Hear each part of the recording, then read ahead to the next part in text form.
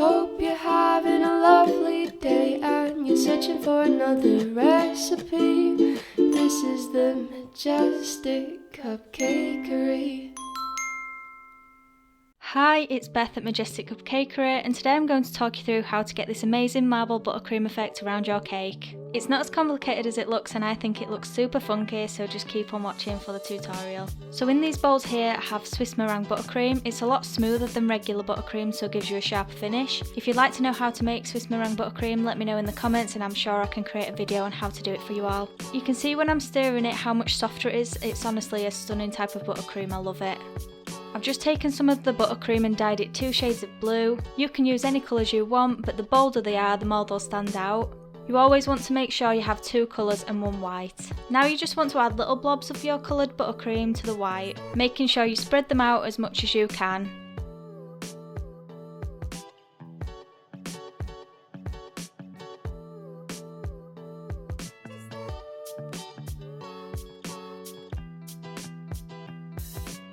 And again with your other colour into the bowl, spreading out where you can. I have found out that using 2 shades of the same colour works better than say using a blue and a yellow, just because when you mix them together it tends to bleed and you're more likely to end up with a colour you don't want, like mixing blue and yellow makes green, etc. Just take your spoon and start to gently stir. You want to stir it as little as possible, just to get the marble effect and no more. Mixing too much will mingle all the colours together and create one big block colour, which we don't really want, so be gentle.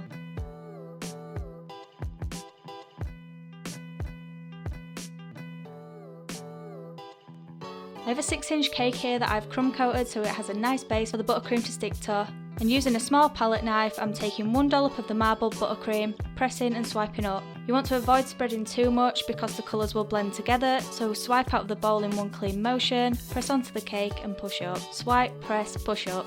That's the secret.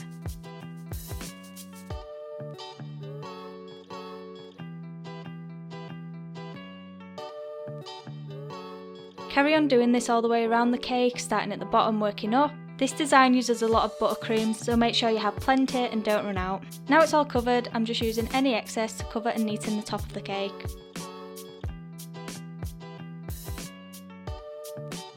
You want to now take your scraper very lightly around the outside of the cake, so you're only smoothing the very outer layer of the buttercream. This doesn't need to be too neat, just so you have a rough shape. Don't worry about any air bubbles, we can fix them later.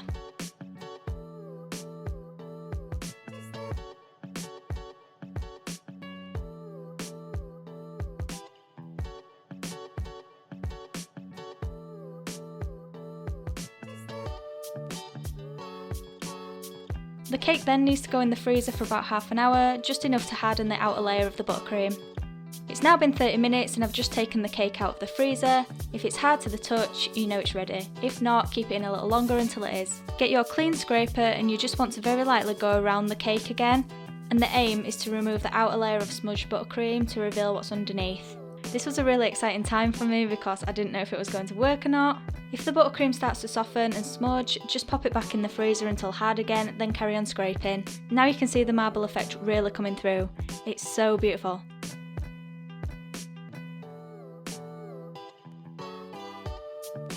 You just want to scrape until you're happy with the end result. It's really a personal preference.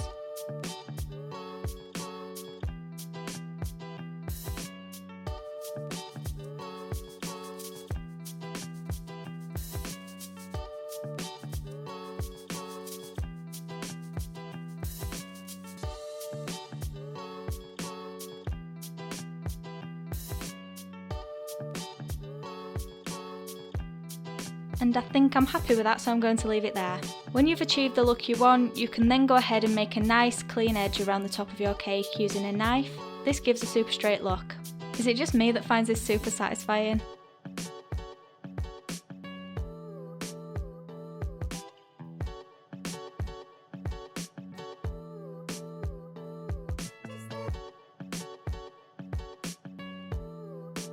This is the finished look I've ended up with.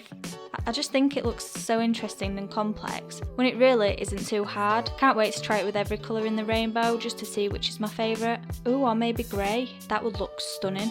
Anyway, I hope you enjoyed this video. If you did, give it a big thumbs up, and don't forget to subscribe to the channel for more tutorials. You'll be doing me a big favour, and I'll see you next week. Bye!